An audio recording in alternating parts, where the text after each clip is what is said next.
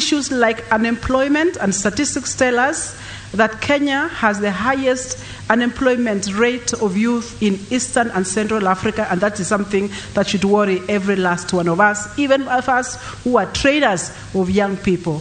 The youth rights and their health, inequalities, the environment, and the natural resources, among other issues, including the devastating effects of COVID-19 that has changed the way Kenya and the world does business.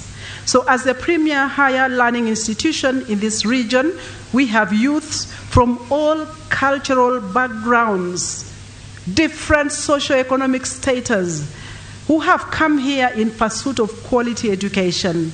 We are convinced that education is the most effective strategy to eliminate marginalization in our society, and I'm a witness to that, or a testimony, having come from a very poor family, from a place where even if you do the Google map, you will not locate my home. Current and future governments should therefore invest more in higher education sector and equip the youth with appropriate technology to enable them to be globally competitive. So the world stage is not just in Kenya or in your county, but you have the global stage to play on. So you take advantage of the opportunities even beyond our borders. As now as the clock ticks to the next general elections, when we shall have another chance to elect new leaders, I want to ask the youth to register in large numbers and elect leaders who will make their dreams come true, and every dream is valid. The youth ought to call on all leaders to account. Leaders must address the questions of moral and ethical probity, a critical leadership factor needed in achieving a just, equitable, and a sustainable society.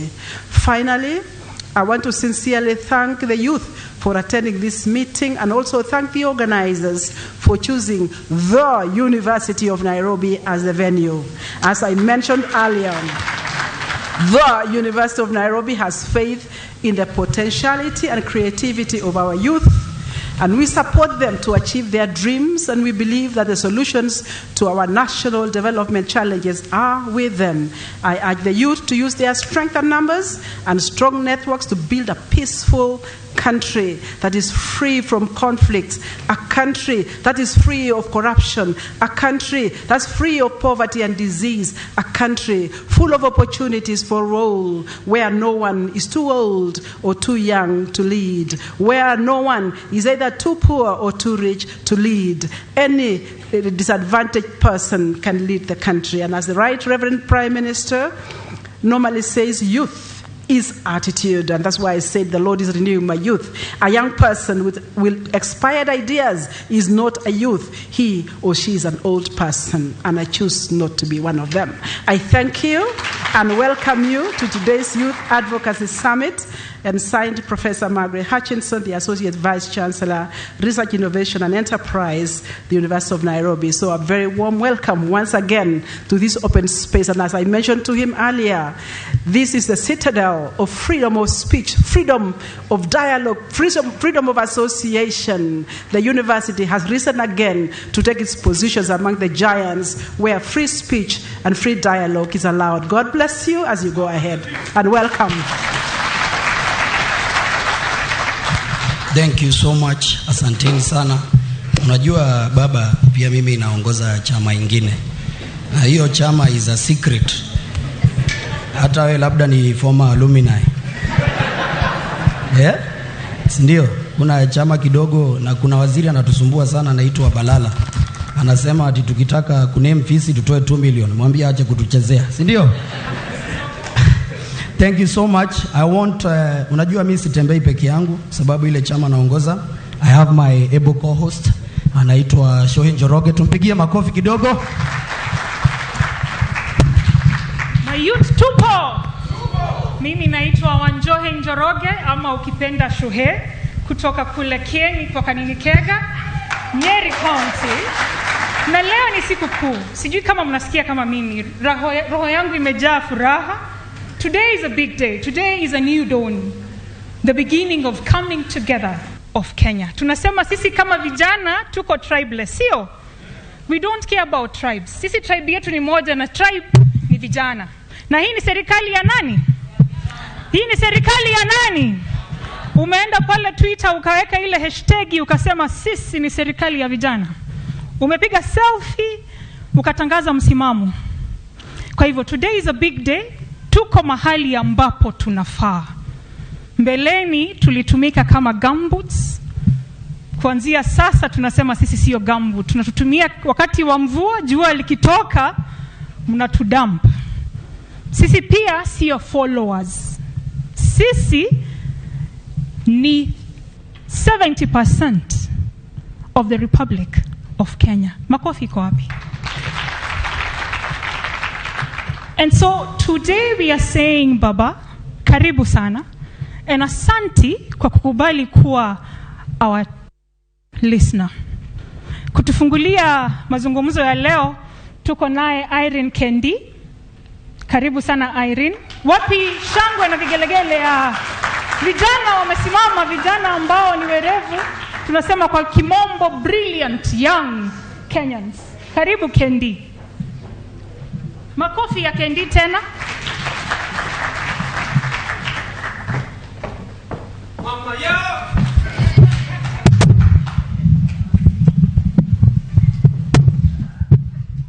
Vijana actual. The right Honorable Prime Minister of the Republic of Kenya, Raila Odinga, distinguished guests, youth professionals from the entire Mount Kenya region, all protocol observed, good morning. My name is Irene Kendi. Baba wananiitanga mama yao. Wananiita mama yao baba, and I'm an alumna of this university. I'm the most prominent young women leader in this country. I was the deputy to Babu Owino in 2015-2014. Tulikusondekea kazi sana baba. And today, I will lay the objectives of this meeting. And Baba, the youth that are converged here today are not hecklers, are not the small boys and girls. They are youth professionals, youth leaders, na wapangaji kazi. And Baba, as the speakers, the previous speakers have said, the young people of this country are so many. Na hii kwa hapa baba ni jeshi. Hata Uhuru akikwambia kuna jeshi ni hii kwa hapa. Hawa ndio wanapanga kazi. Ukienda kukwea mlima baba, ukiwa pale njuu kutane na ice, kuna jeshi ya njuu ya kukupangia kazi na ya chini in case drought ingie. Baba, sisi tunataka kuambia kitu kimoja. Wakati ulikuwa I come from Meru County, from Egembe South. I work in the office of the Minister for Public Service, Gender, Social Services, Assault and Social Programs, Special Programs. Baba, wakati ulisondekwa kule Mount Kenya, sisi ndio ulitutuma kukusondeka. Njoho tulikuwa naye nikashtakiwa kwake, ni mimi tena huku, tulikusondeka baba. Na tunasemanga, whoever marries my mother will become my father.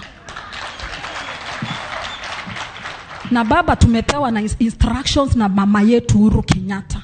Akasema Raila Odinga is your father. Na leo tuko hapa baba kusema sisi tuko chini yako. Sisi utupange. Na baba kuna cartels. You are going to be the president of this. I'm a prophetess. You are going to be the president of this country. Na kuna cartel imezoea kusabotage youth agenda. Our president Uhuru Kenyatta trying to come up with the solutions to finish the issues and the challenges of the young people. Vijana wanataka vitu mbili, biashara na uongozi. Vijana wakipatiwa biashara zao zikuwe protected, wako na pesa kwa mfuko. Wengine wakiwekwa kwa uongozi ndio wana oversee issues za vijana. Uhuru Kenyatta akakuja na kitu inaitwa ACPO. Kuna mawise men, makatel, manjangili ya watu. Wakaingilia, wana take advantage of young people, your excellency.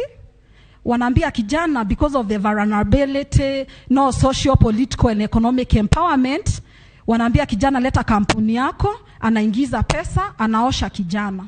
kijana anabaki kulia because of unemployment. Not that the government is doing nothing, the government is really trying, but baba ukikuwa president, hizo makatel zote sondeka. Na baba ukitaka njeshi ya kukupangia kazi pale ndani, that is why the Mount Kenya youth are here today, ni kukusaidia kusondeka wale manjangili na mafisi wana sabotage serikali yako. Anyone who sabotages the agenda of the young people in this country is sabotaging the president, the economy and the generations. And baba, deal with those people circumfoniously. Jeshi sisi tuko loyal, tumesimama baba vile unaona. And everyone who is here is not a coward. Cowards are executed and shot dead. And no one here is a coward, baba. Lastly, baba, tunataka kukuambia. Wakati kwa serikali yako unaunda, angalia vijana. Tuko na uwezo, tuko na mapapers, angalia vijana. Sababu ukicheza reggae baba, unahitaji vijana wa kukuchezea mdundo. Na wazee wachezi mdundo, vijana wacheza mdundo, na wewe ndio mwenye reggae. Asante sana, Mungu awabariki, na baba tuko chini yako. Asanteni.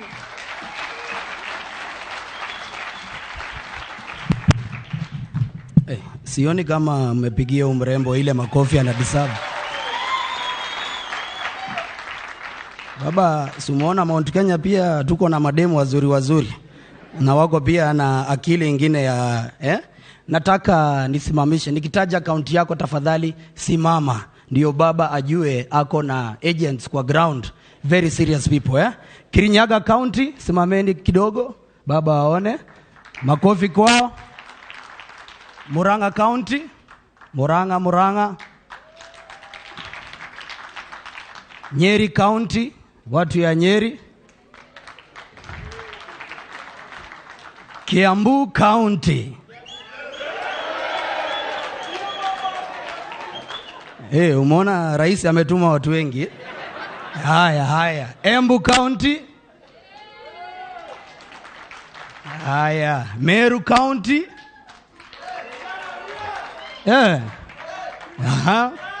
Laikipia County.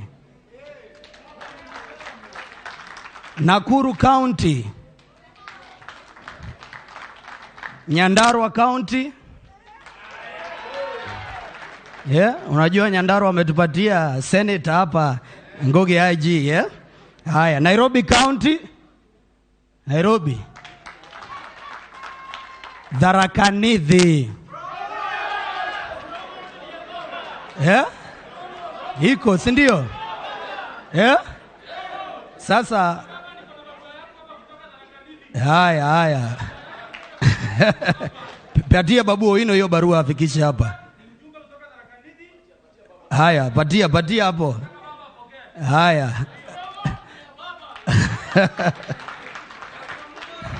Haya, baba amepokea, si ndio? Ni serikali ya vijana, si ndio? Haya. Sawa. Peana ujumbe wako ndugu yangu.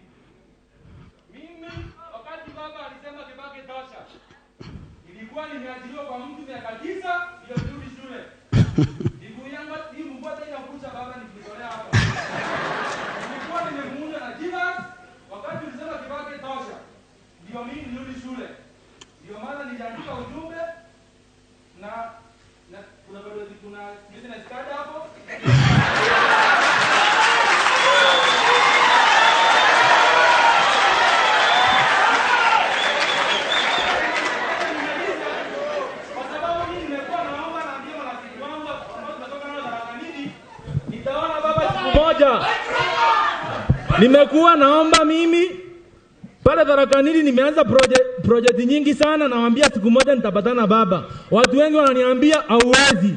Leo wajua baba nimemuona. The second point ni hii. Baba, mimi maisha yangu nimejitolea yote.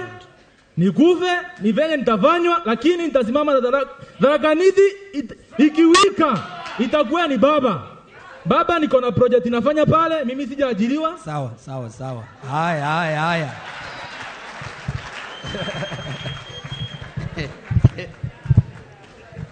Baba,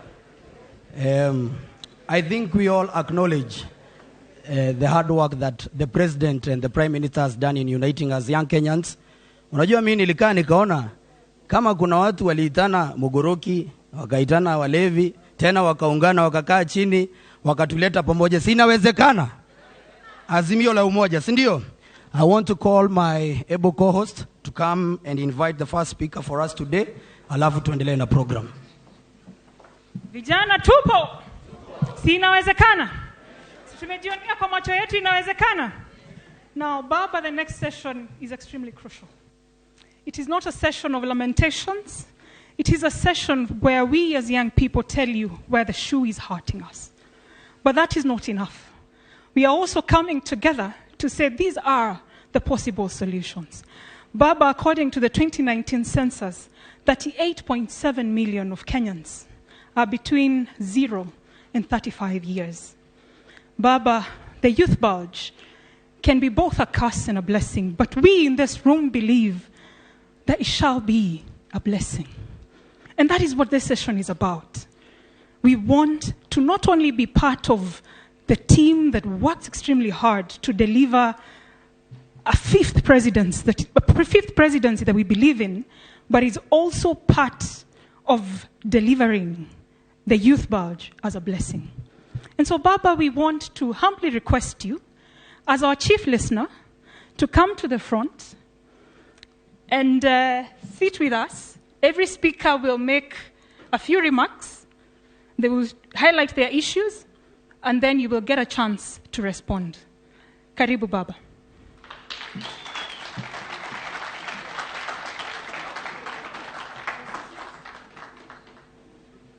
Si leo ni siku kuu. Sio mlima peke yake inakuja pamoja na lake. It's the whole country that is uniting. Ni kweli. Makofi Baba akikuja. The fifth.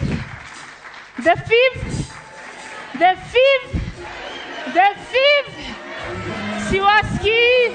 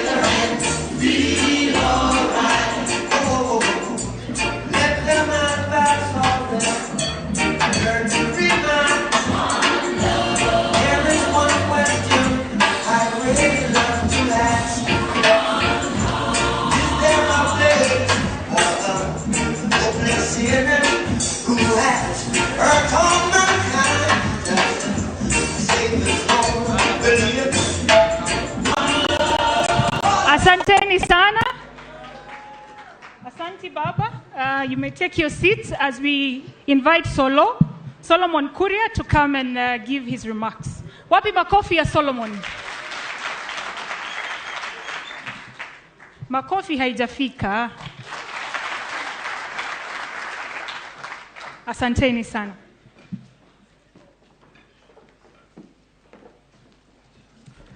Haya. Vijana mjambo? Basi nipungie mkono. Asanteni sana.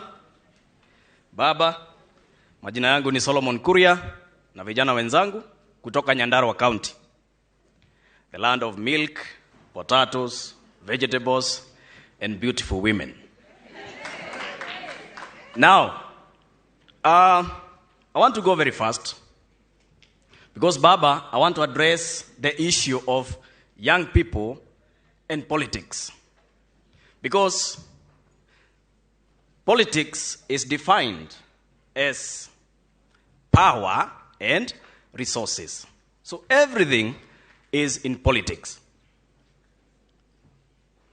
And I want to start by saying that I am telling these things to Raila Amolo Odinga, and he is the only presidential candidate, 2022 presidential candidate. I can only tell this. No other. Because I believe Raila Amolo Odinga is a gentleman. He has stood with us even when the region so much opposed him. Baba, you kept coming back to Mount Kenya, nominated people to parliament, got people to the cabinet. Hata wakati sisi tulikuwa tunapiga wewe sana. That's why I find peace in telling you these issues affecting these young people politically. The first one, which I want to address, a big elephant in the room, like it has been mentioned earlier, 75% of Kenyans are below the age of 35. And therefore, Raila Amolo Odinga, we are asking that to be replicated in other sectors. So the first request from these people is that 70% of all government appointments, both at the county and national level, to be reserved for the young people of Kenya. Number two, the Ministry of Youth Affairs has been a department for so long. It has now to be a stand-alone ministry. Hatutaki hii maneno ya youth, sijui culture, sijui what, kuchanganya, hapana. Tunataka hiyo ministry ibaki ikiwa ya vijana peke yake. Another political statement. Your Excellency, leadership and mentorship is about positioning. If these young people are not well positioned, they will never, ever rise to the occasion. And therefore, we call upon you to create mentorship and empowerment politically to these people. And that will happen by, one, before you become the president, because I'm hopeful you will, organize youth summits. Let this not be the last one. Organize youth summits with these people, sit down with them, let them be the people to advise you on the youth agenda. Because they are the people who understand the youth agenda. Ni kweli? After you hold those youth summits, now once you become the president, kindly organize round table meetings with the president, quarterly. After every 3 months, sit down with the young people. These are the biggest beneficiaries and recipients of government projects and services. Hawa ndio serikali inafanyia kazi. Na kama hawasemi wanataka services gani, basi you might give the wrong service to them. So sit down with them quarterly and listen to them as they talk to you. Baba, the cabinet. This one we must say all the time. We get a chance. At Safari Park last time, I told you, they had told me at least 4 cabinet secretaries to be youth. Now they have sent me to you back with, Solomon, you said 4, but you are limiting yourself because we are saying 70%. So Baba, do the mathematics. 70% of 22, you'll give us the number.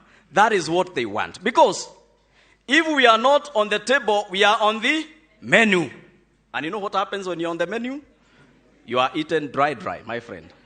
So we don't want to be eaten dry. What we want is to be on the table, because if the president is meeting and in that cabinet there are at least 4 or 5 young people, the mentorship will be on another level. Lastly, and this is very political, Your Excellency,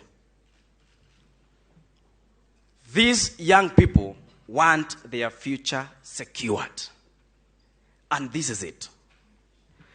Baba, hata ukishindwa na mambo ingine yote, shikana na hawa vijana, ufanye juu chini.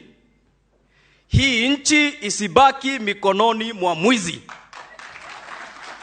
Kwa sababu hii nchi kibaki mikononi mwa mwizi, hatutaweza kulea familia, hatutaweza kufanya biashara, hatutaweza kupiga siasa hapa kwa uhuru na haki. Kwa hivyo hakikisha, wewe ndio tegemeo letu, uhakikishe ya kwamba nchi haijaenda mikononi mwa nani? Like I told you at Safari Park, I repeat, Raila Amolo Odinga, kijende osewacho ni Raila Oromo. Asanteni sana. Pigie Solomon makofi ambayo inakubalika. Unajua pale Mount Kenya tunasemanga mudoja by the tiguo. Kana tiguo. Kwa hivyo nikisema jamba mnasema ni baba. Sawa? Jamba? Jamba? Unajua baba, watu wataongea hapa sana, lakini ile chama nilikwambia naongoza, kuna mambo tunafanya. Sometimes tunaenda tunadanganya wasichana, na unaona msichana amependa uongo sana, alafu kuna kuja jamaa mwingine ako na ukweli. Sasa pale Mount Kenya tumekatiwa na uongo, si ndio? Si mnaelewa Kenya nasema? Tukapewa uongo, alafu Uhuru na wewe mkatuletea ukweli. Sasa tunaenda tukipata ukweli, na ndio maana tuko hapa. I want to call the next speaker. Her name is Angel Mbuthia. Please come and address.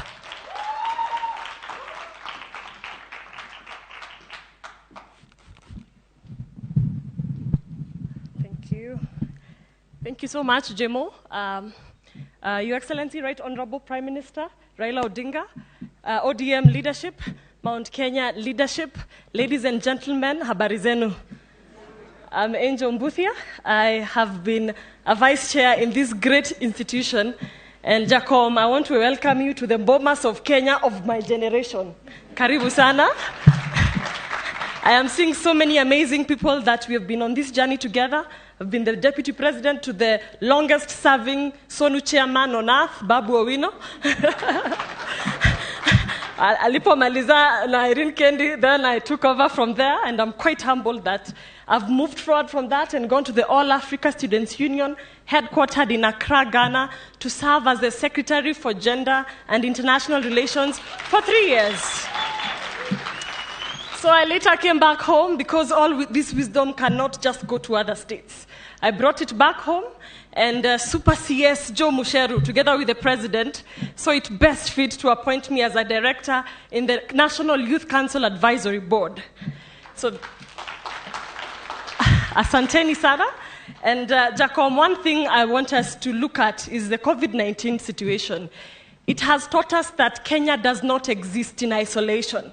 Kenya needs other countries to work together. And so I'm bringing in the aspect of the diplomatic space, which is very important.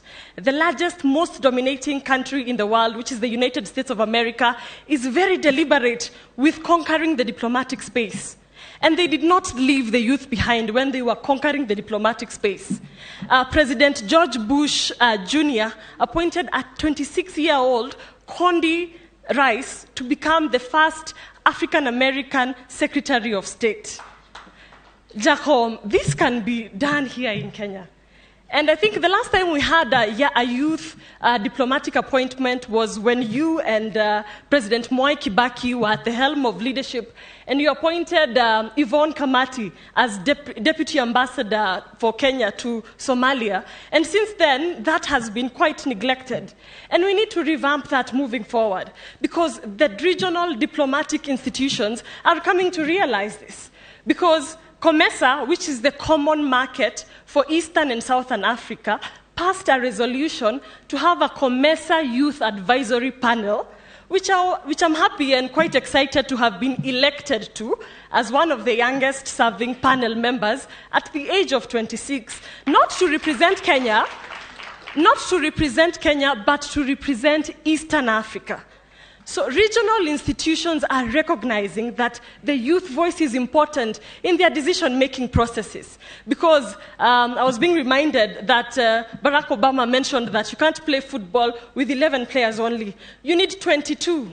And the youth of this country, Jacom, are part of that 22 team. You can't play it with 11, and we need to be on the table. And just like Solomon Kuria has stated, not to be on the menu, but to be on the decision-making table. Sakaja and his team started that narrative, and we keep moving forward with it. We are taking the mantle from them. And then again, Jacom, now I am speaking to you as AU's high representative in Africa and as an infrastructure envoy. And if we can have the COMESA Youth Advisory Panel Secretariat hosted here in Nairobi, would be a tremendous opportunity for Kenyans. You saw how hard Uhuru Kenyatta's government fought to make sure the UN Women headquarters are maintained here in Nairobi, because that is where we are employed. That is where, when we study international relations, those are our first stepping stones into the global industry. And as we are pushing Africa to the forefront, we need Kenya to be the headquarters of that success. And that is how we start. As we are talking about creating opportunities for young people, Jacom, I'm also requesting, because in the Ministry of Foreign Affairs, we have a youth desk, just one person handling youth issues in foreign affairs. So, Jacom, I'm asking if we can have a foreign youth advisory board that will be anchored, a foreign youth advisory board that will be anchored under the Ministry of Foreign Affairs, because all Kenya's diplomatic correspondence goes to the Ministry of Foreign Affairs before it goes to any other ministry. And if we are not at that table to capture as an antenna, to capture all those opportunities, we miss out. By the time Ministry of Foreign Affairs makes correspondence with the Ministry of Youth, with the Ministry of Agriculture, with the Ministry of Gender, time wears out, and then we are left out in so many of these opportunities. So as we are harnessing the diplomatic space, let us look at it in that angle, a full board with a secretariat to handle diplomatic issues for Kenya. Because one thing I would also like to point out is that Kofi Annan did not become Secretary General in the UN, coming from Ghana, just like that. The Ghanaian government, which I have been privileged to work with, I have seen them sponsor their youth to go and vie in Commonwealth Youth Council, to go and vie in the African Union Youth Commission. Even the AU Youth Commission envoy is now open. We need to see a Kenyan taking up that space after the lady from Egypt.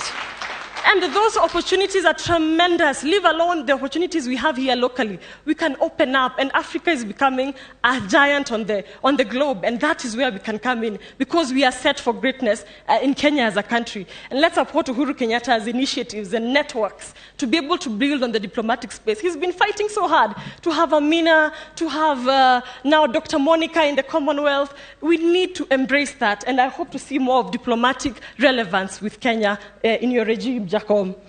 So now, Jacom, yesterday, coming home now, we were celebrating the International Day of the Girl Child. And Jacom, Moi alituacha na maziwa ya Nyayo. As teenage girls, as we end period poverty, which is quite an issue that we are discussing 50 years after independence, can we please have sanitary towels in public toilets, in public washrooms? This can be realized. It is not a wet dream, no. This can be realized because it has been done elsewhere. And we need to be very deliberate, shameless, and ruthless about it. Because we need that, and it's very important that we protect our dignity as young women. Again, as we are empowering women and girls, Jacom, gender-based violence Hatuwezi kuwa ati mambo ya kukula fair is an excuse for gender-based violence. Bana Jacob, sisi karibu itisha maandamano bana. We need punitive laws that condemn gender-based violence. 50 years at our independence, we cannot be talking about this. 1 minute, as I conclude, on Jacob, I do recognize that everything rises and falls on leadership. And if we can have the 2/3 gender rule implemented, and not just a 2/3 gender rule, I'm here to speak on behalf of young women. We want a purple zebra matrix, where with every woman you have, there is a young woman and then there's another one who is young at heart. So Jacob, even as you are doing that, let's please have a woman running it. But women are loyal, Jacob. It is biblical. It is biblical. Even Ruth told Naomi, Ruth was Naomi's deputy, and she told Naomi, your people will be my people. And she was true to her word. So Jacob, as you're even picking a running mate, pick a loyal running mate. See ati wewe unakimbia hivi, mwingine anakimbia hivi, and look at our state of the nation. 2027 tutaanza kuambiwa mambo ya jembe, because now we've seen wheelbarrow ama namna gani. So my question to you, Jacob, will we have the 2/3 gender rule successfully implemented in your regime? Thank you very much. Baba, you know, the brilliance of young women in this country amazes me every time. As Angel was speaking, I had goosebumps on my hands. And it's quite unfortunate because out of all candidates that vied last year, only 1.5% were young women. Out of those 1.5%, only one made it to different elective positions. Baba, Solomon talked about intergenerational mentorship, and we must be deliberate about intergenerational mentorship.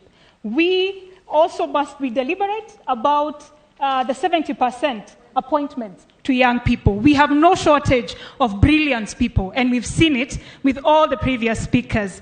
I'm going to invite a phenomenal Wanja Maina to come and address the issues facing persons living with disability. Makofi kwa Wanja.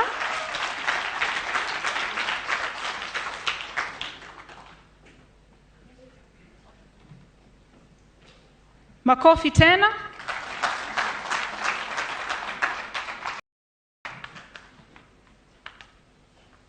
Si tunaendelea vizuri? Hashtag bado ina trend ama tumelala?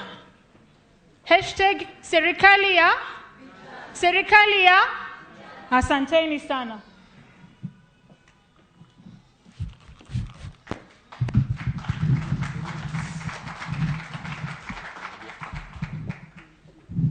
Habari zetu? Habari zenu?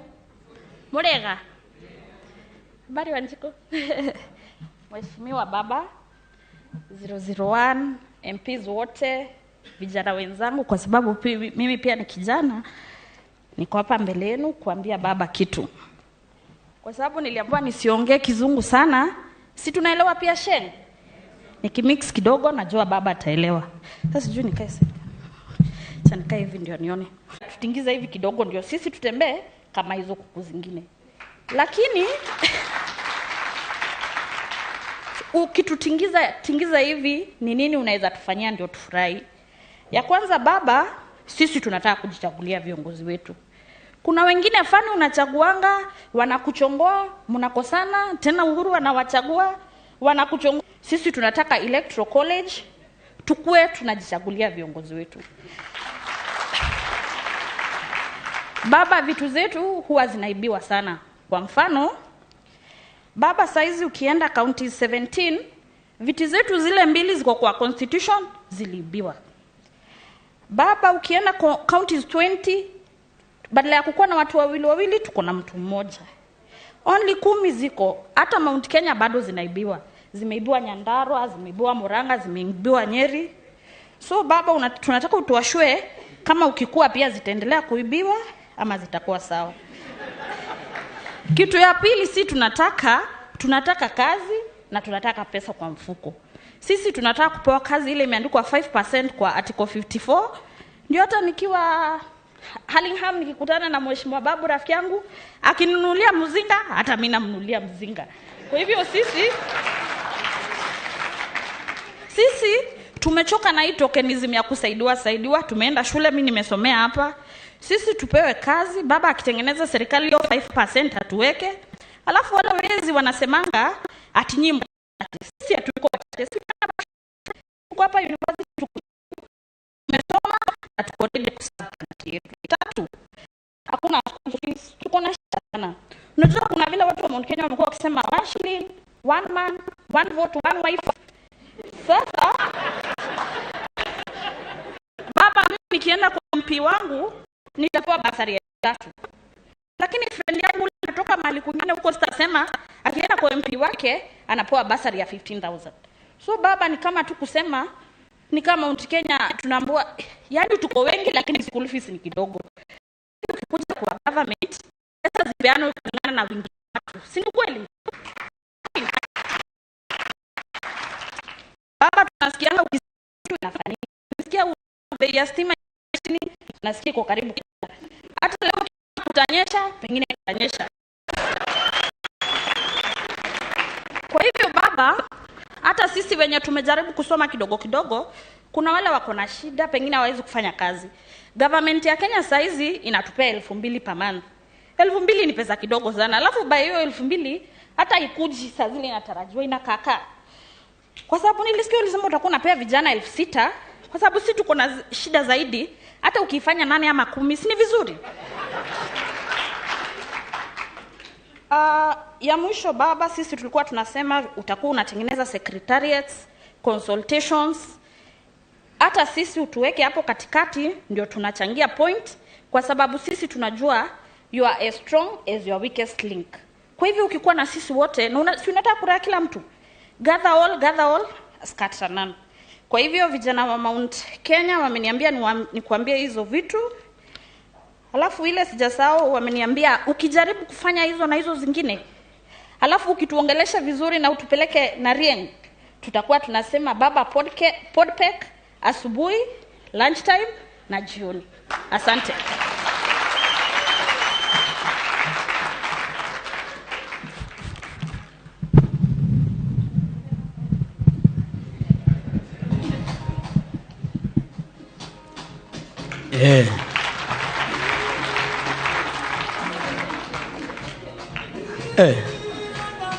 DJ. Unaona vijana wa Mount Kenya wako na points mingi sana, si ndio? Na zinaweza. Vijana hoye. Tusalimiane hivi kwa mkono nione. Si ndio? Anyway, kitu moja niseme kabla niite the next speaker. The reason most of our parents at their peak, the reason maybe most of them did not realize their dreams is because at their peak there was bad governance in this country. Na mnajua ni nini nasema. Pia sisi at our peak tusifanye hiyo makosa. Sababu mnajua if we make the wrong decisions as young people, what will happen to us? I want to call the next speaker. Anaitwa Jennifer Gedhu. Jennifer, to come and address us. Karibu.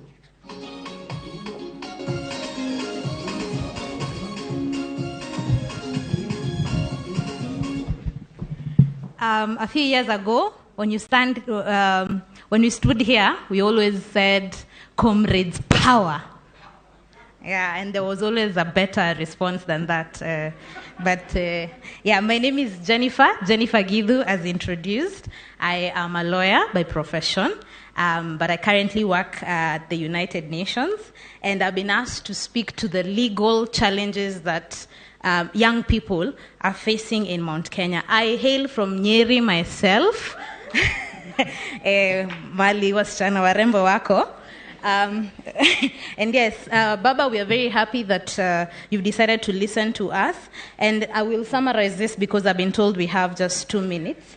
My points are by way of stories, because every day in life we go through challenges, and when we speak about articles of the Constitution, when we speak about statutes, it takes away the face from it. So I'm just going to try and explain in a way that the Mount Kenya youth go through it. So when it comes to governance, Baba, all Mount Kenya youth want, and all we want is for, thank you, it's for government to do what it's supposed to do, the basic thing. We're not asking for extra. We're not asking for, what developed nations have. We are asking for a governance system that works for young people.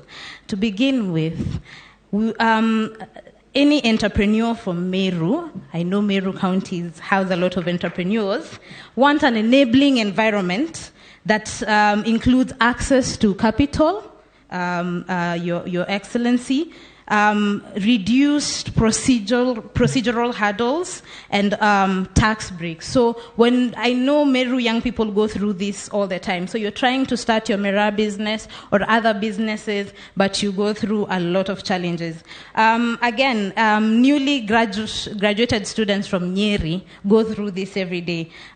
You're trying to find a job. They ask you for numerous documentations, including your mother's birth certificate, and every employer requires this documentation. So you find it's very expensive for somebody who's unemployed to actually seek for the job, for those who are seeking employment. So what we're suggesting, Your Excellency, is that this cost is, one, either waived, or two, transferred to the potential employer in the event that the young person gets the job. Again, creatives from Kiambu, I have met very many creatives from Kiambu, wonder every day whether their inventions are protected under intellectual property rights.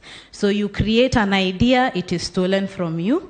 You create a piece of art, and you don't benefit from it. So we need to strengthen that particular legal framework, but also we need to create awareness so that young people can know unaweza pata copyright. Okay, that if you do, nowadays they're doing NFTs, that's digital art. If you draw a wonderful piece of art, you can benefit from it. Intellectual property has made billions for countries all over the world. Why can it not benefit Kenyans? Because Kenyans are brilliant, Kenyans are creative. And the next thing, when it comes to AGPO, and Kendi talked about this in passing, we've faced a lot of challenges. Beyond the human aspect, we realize that, one, AGPO is not reaching the rural youth. It is centered in Nairobi, largely because a lot of the companies that are registered under the initiative are in Nairobi. We'd like it to expand. Maua, want it to get.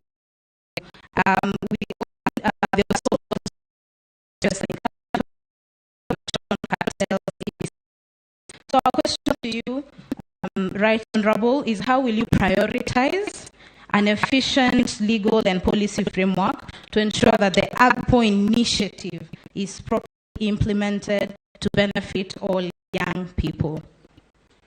So in terms of recommendations, I think even during the BBI process, there was a lot of submissions on this, that when it comes to the youth fund and the women fund that you, Right Honorable, started in your government with the former president, Mwai Kibaki, we need better coordination between the funds, let them grow. We should not be talking about funds now. They should be fully fledged banks. Banks that give access to capital and finance to young people, women, and PWDs. Of course, we also wish that we can have a standalone independent agency to monitor and evaluate AGPO. Now, on the management of youth security affairs, I don't need to, I know when I say the Ndwega brothers, everyone in this room knows what that means. Young people are dying every day because of reckless or targeted killing by police. And as I was thinking about this, Right Honorable, I was thinking because in law school, we read a lot about political development and the likes of yourself and what you had to go through. And I kept thinking that the relationship between law enforcement officers and, young people hasn't changed. Back in the day, when young people walked from this very university into the streets to receive thorough beatings, and they were fighting for democracy and fighting for, other rights that we now enjoy in our constitution. We still face the same thing. We still enjoyed tear gas and killings, but the same situation, sadly so, still exists, and we need urgent action to ensure that, one, that the police officers are held liable, and basically that this ends, because we cannot go on trying to build a nation and you're worried that if ikifika 10 p.m. you might find yourself on the other side. So yes, and when it comes to crime, drugs and substance abuse, Your Excellency, this is a pandemic that's been ongoing and it seems to be increasing. Young people are dying from addiction, lack of rehabilitation and treatment centers, and of course associated areas such as mental health. I think it is important that we prioritize this, and our question around that area is, how do we bring that discussion back to the table? How do we ensure that we have more facilities aside from, Mathare, etc., that are affordable, accessible, and offer quality treatment facilities to ensure that young people, even if you fall, even if you sleep, you can rise again. Thank you.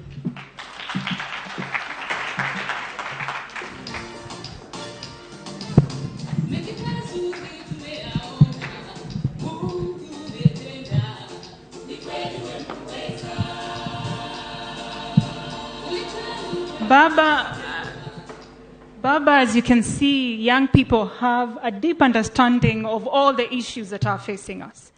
And this goes to stress the point of serikali ya nani? Serikali ya nani? We are seeking an intergenerational government with 70% of young people making up the government, your government. Asante sana. Our next speaker is Sam Kimani. Wapi makofi ya Sam Kimani? Tunaendelea vizuri?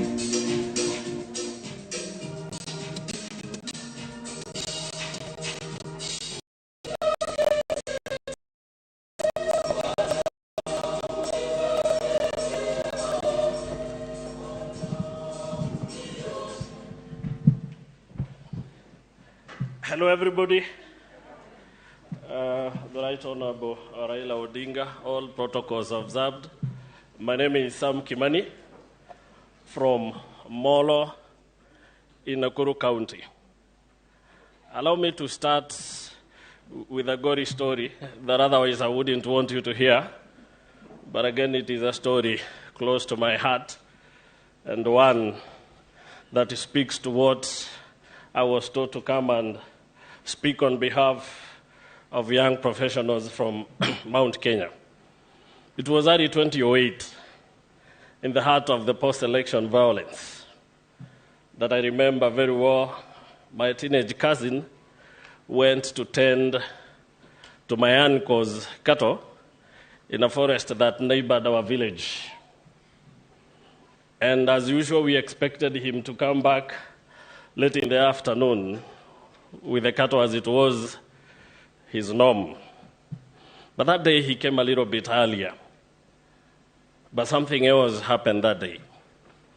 I remember him coming home, clinching on his Dear FM radio, his shirt sodden in blood, his neck half slit, and his radio speaking in a language that we were compelled to hate then. We tried to resuscitate him, to no avail, and we lost a young man very close to us. And that is a story that can be retold by nearly every family in Molo, in Rift Valley, and in other places that were affected by the post-election violence.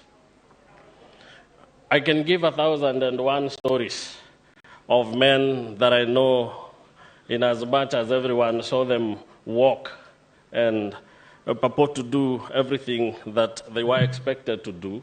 They never survived the chaos that happened. Men sank in depression. Men abandoned their families. Their stories were never captured in TVs. Their stories were never captured in the media. They were never told. But they left their families distraught. And that is what happens when we fight because of elections. To those who don't live in those places, it is a short-lived period of chaos that you see captured on the TV, a story you may not want to see again, but to us, it's things we live with, indelibly ingrained in our hearts. We'll never forget, no matter how long it takes. It's painful. Watching men who used to tend their families unable to do so, sinking in alcohol, disappearing each and every day, and they never become the men they were. Watching young people as they are misused as cannon fodder in the post-election violence, being killed, being maimed. It might appear as statistics, but to the affected family, it is lovely members they'll never see again, lovely members they watch getting maimed, lovely members they see rotting in alcoholism as a result of physical and psychological damage that they suffer as a result of the post-election violence. So today, even as we sit here and as we await 2022 elections, I have a question to the Right Honorable Raila Odinga, because I can assure you my vote is yours, and so is everybody seated here, and we shall see to it that we do our part to make you the President of the Republic. How are you going to ensure that that does not happen again? That people like us will not continue living with the scars in our heart, looking at people who live in what we used to call our homes, tilling what we used to call our land, and no justice was ever served to us. Even if you relocate us to other places, we cannot forget that we used to have what was ours and is no longer ours. Seated here, Bona Prime Minister, I can tell you the reason we have all these people here, it's because many of them are businessmen and women, and that's why they are not in the offices. They are people who wake up and go and tend for themselves. In the heart of chaos, the first to be affected is businesses. The first to be affected is the economic flow of things in a country. Again, Bona Prime Minister, how are you going to make sure that that doesn't have to happen in the future? Allow me to thank you, first of all, for the handshake, because the handshake was the greatest action from your end to show that you really care and you want us to live in peace and harmony. But again, allow me to ask, what are you going to do to us to make sure that we shall live in harmony and peace? We shall not experience chaos after elections. Thank you so much. Huyu jamaa ameongea vizuri sana. Tumpigie makofi mzuri. Unajua baba, tunajua wewe unapenda vijana. Nikiona rafiki yangu Babu Owino, nione Sifuna hapo alikuwa Secretary General akiwa 35 years old wa ODM. It's a testament that you nurture young leadership in this country. The next speaker I'm going to call anaitwa Wamboi Nyoto, and coffee yake, and kidogo DJ kidogo tu. And she's a testament that our president believes in young people. Alifanya commissioner wa NCIC, na yeye pia amekuja akashika vijana wengine mkono. Ndio. Na baba, hivyo tuko sure hivyo ndio utaendelea. Wamboi.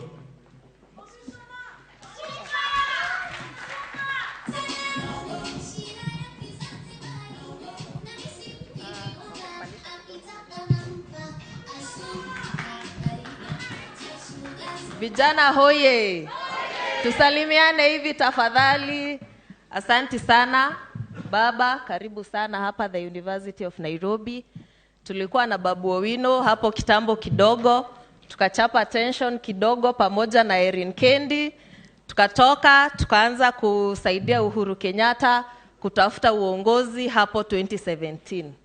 Na at that time, akaona sisi atatuangalia vizuri kama vijana, na ndio maana wengine wetu tumepata hizo positions, moja kama commissioner wa NCIC. Baba, I want to tell you that it is not in vain to appoint young people in government, because there can be nothing for us without us, sindio?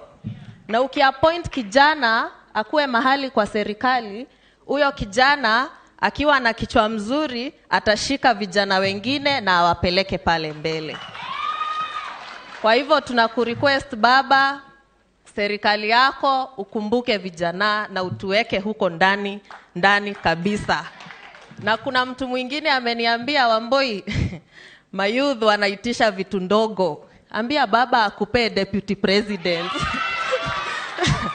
Kuna youth ameniandikia message hapo. Sasa baba, kazi kwako. Sijui kama utakubali ama utachukua nani. Hakuna shida. I'm standing here today in front of you, Baba, because I'm the Vice Chair and Commissioner of the National Cohesion and Integration Commission. And we know that NCIC came into place after the 2007 post-election violence. And the youth cannot underestimate violence in Kenya, especially electoral violence. People lost their lives. People lost their homes.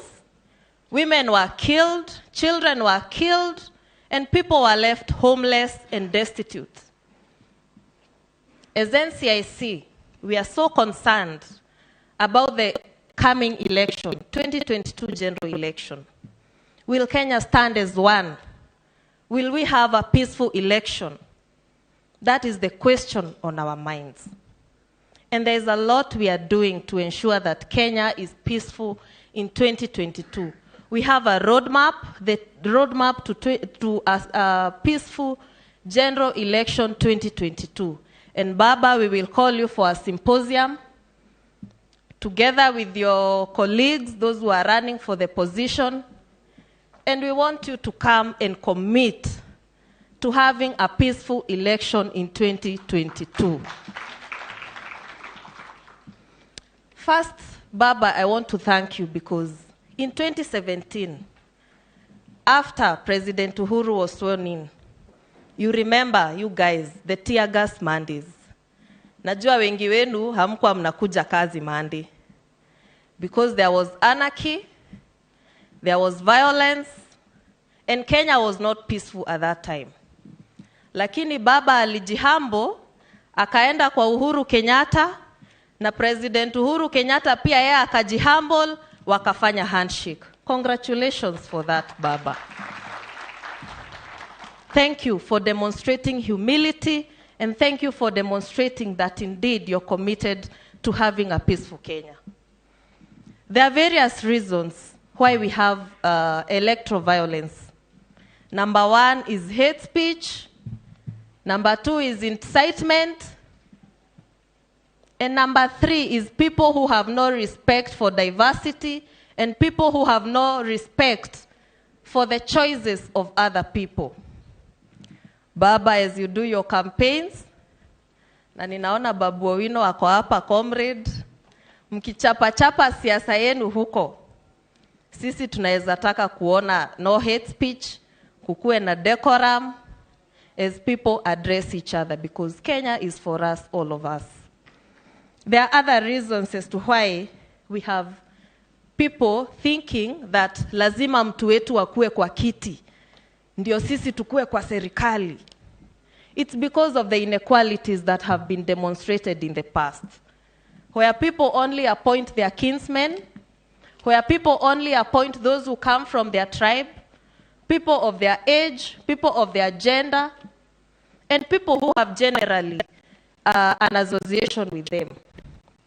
Baba, serikali yako tunaweza omba ikuwe diverse, ikuwe inakumbuka Wakikuyu wa Nyeri, inakumbuka Wakikuyu kama sisi wa Murang'a, wa Meru,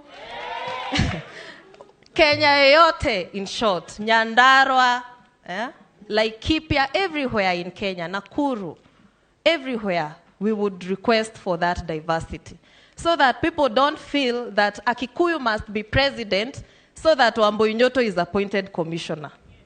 People can feel that Baba can be president, and he appointed Wangoi, Jane Wangoi, who I'm seated next to today, to be his advisor. Many of you might not know this, but when Baba was the prime minister, his advisor on youth affairs was Jane Wangoi, who is a Kikuyu and who is a young woman seated here today. Alishika mikono watu kama Isaac Mwaura, akawapea kiti ya senator. Iyo roho yako Baba ya kusaidia watu wenye sio wa kwenu, tunaomba uendelee nayo. There are other issues that, bring about the conflicts that we see. Some of them are boundary disputes where people don't know whether they are in Nakuru or they are in, whether they are in, Central Province or in Rift Valley. Where there are the cross-border conflicts. Your Ministry of Lands should be able to properly demarcate areas so that people people stop fighting about these boundary disputes. The issue of illegal arms in the hands of Kenyans is very, very high. Wale wa Kenya ambao unaona wakipigana huko, especially in the pastoralist areas where there is issues of cattle rustling. NCIC has been doing a lot of work in those areas. And Baba, if these arms are removed from the hands of those holding them illegally, we may experience a degree of peace in the country. Remember that when people go to war, it's not the old who go to war. Ni vijana ambao wamekaa hapa watapigana 2022 wakati mtu wao hajaingia. And so it's also a call to us as the young people to ensure that we hold Kenya together, to ensure that we preach peace to our brothers and sisters. And the question to Honorable Raila Odinga this afternoon is, Baba, will you ensure a peaceful election in 2022? Thank you very much. Mungu awabariki na awaweke vizuri. God bless. Mrembo apigiwe makofi ya kilo tafadhali. That's the end of our first session. And before we continue, lazima tuchangamke kidogo, si ndio? Yeah? Na Baba pia atuonyeshe, unajua style yake ya kudance lazima atuonyeshe. Karibi.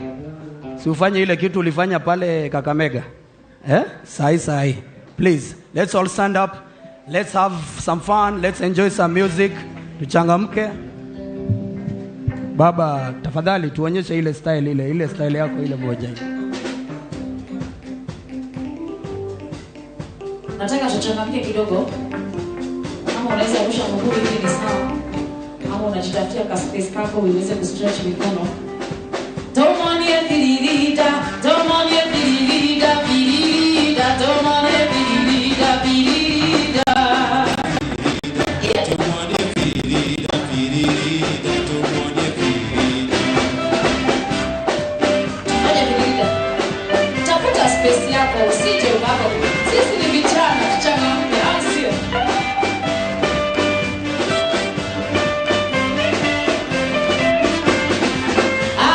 Ni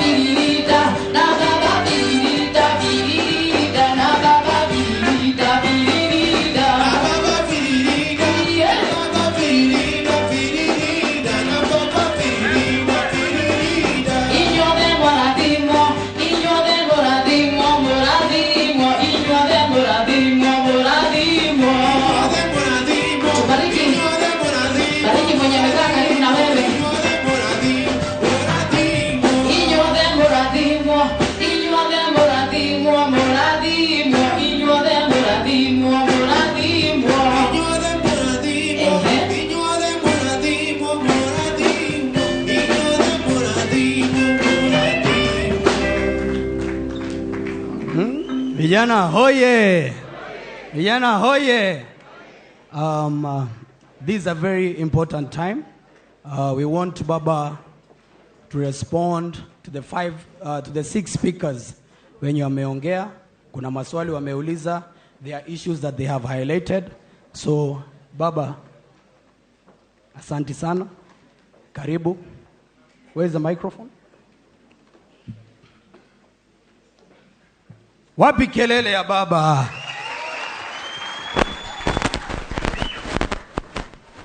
Jen, come up here. Vijana hoi! Vijana hoi! This is a great day. This is a very, very great day. The day that the Lord has made. Let us. Asante sana. Now, I'm going to try to respond because I feel very challenged. And I'm very happy to have this opportunity to converse with the youth of Mount Kenya who are representing the youth of Kenya. And they say that today's session is going to be called Baba na Vijana.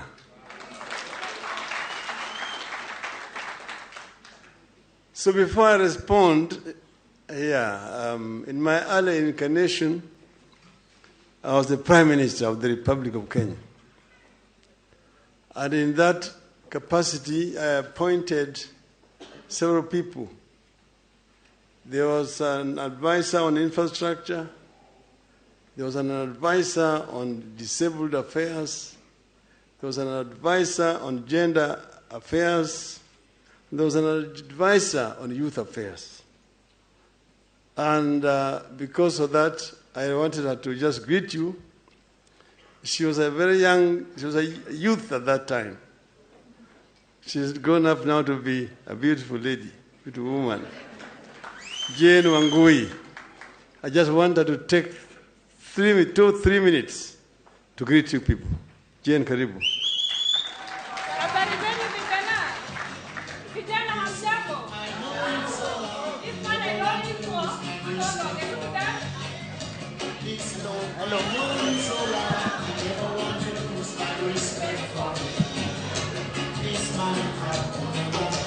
About systems.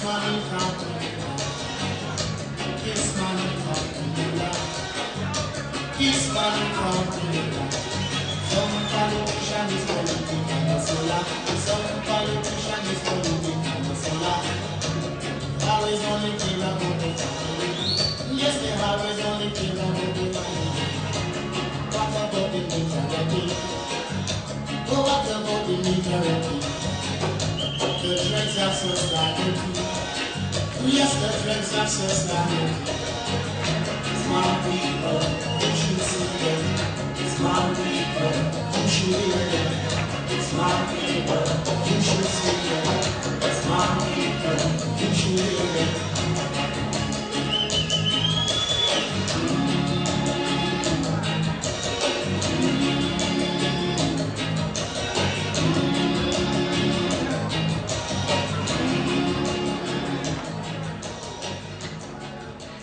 Very much. This man, I know him so long. I'm a product of Baba. Baba hoye! Igwe! Yeye ni baba yetu. To me, he's my father. He's my mentor. Mimi ni beste ya Bazoo, Raila Odinga. Na pia, he's my mentor. Thank you so much, Baba. At a very young age, you appointed me as your youth advisor wakati alikuwa prime minister, and we did so much. Siku hizo ndio tulifanya kazi kwa vijana, mnaikumbuka? We are the ones who started that, na saizi tumeona imekuwa na ikakuja mpaka kuwa kazi mtaani. We started Prime Minister's Youth Roundtable, na nimesikia Solomon ukimuuliza bwana Prime Minister akiingia aanze hizo Youth Congress. Tuliezianza tukiwa kwa Prime Minister, and I believe ataziendelesha, si ndio? We also actualized the NYC Act, na sisi katika ofisi ya Prime Minister we pushed to have the first elections za NYC. Na saizi tumeona the CS Musheru ametangaza kuwa NYC elections itafanyika hivi very soon, maybe December. We also started LAPSSET. Mumeona LAPSSET? Infrastructure. Baba, the other day I went to Marsabit and I was so shocked that nilitoka na lami kutoka Nairobi, nikafika Marsabit, sijaona pali pengine kukiwa na mchanga. Hiyo ni kazi ya baba. We also started mambo ya AGPO, Access to Government Procurement Opportunities. Na saizi tukianza ilikuwa 10%, sasa imeenda 30%. So these are the programs ambazo tulianzia tukiwa OPM. Affirmative funds. Kuna youth fund, women fund. Kama women fund sasa wamelete hata fund ya wajane. So these are the programs. In as much as we want to continue and tell Baba what to do, we should appreciate the President of the Republic of Kenya kwa maana aliziendelesha, si ndio? Ameziendelesha. Also, we started KEPSA internships. Na saizi pia zinaendelea. We have done so much, and I can attest as a testimony that everything we are telling Baba here today, he loves the young people, he loves the women, and he's going to do them. It is your duty now to ask yourself, kama wewe utafanyia Baba nini? What are you going to do as the youth of Mount Kenya? Mtafanya nini? Mtampea kura? Are you going to talk also to the other ones? Wakati mimi nikienda Nyeri, na shukuru mbunge wangu hapa yuko Kanini Kega, watu walikuwa kiniuliza kama youth advisor, ukikaribia Baba ana ngozi, yeye is he human being? Si unajua zile vitu tumekuwa tukiambiwa? Hizo ni vitu tumekuwa tukiambiwa. Lakini sasa leo tutajijulia who Baba is, and we are ready to walk with him. Nikienda tu kumalizia Baba, I want you to go to your phone. Si nyinyi ni IT savvy? Hebu tuingie kwa simu, enda Google. Please. Nisomee what hustle mean. A hustler. Hebu tusome. Wale wako na simu nimeacha yangu pale. Who? Let us read in English. Anasema who is a hustler? Selling of illicit dealings, prostitute, wash, na bomoa kemikali zote. Are you one? Are you one? Mount Kenya vijana tumedhauliwa kwa muda mrefu. Are we hustlers? Sisi ni watu ambao tunajua kujitafutia, and we need Baba to give us the right environment to do our business. So ukikuja kuambia wheelbarrow, ambia mtu wewe si nani, si hayo mambo yote tumesoma. Thank you very much. Long live Baba. Thank you. Vijana, I'm so happy again to be here. But I just want to introduce briefly those who have joined me here, the youth, the young leaders. I'm here with the Honorable Caleb Amisi, MP for Saboti. Babu Owino, the longest-serving Sonu Chair, MP for Embakasi East. Kanini Kega, MP for Kieni. Senator Aji Ngugi. Walikuwa hawataki yeye aingie, walikuwa nataka watu wengine.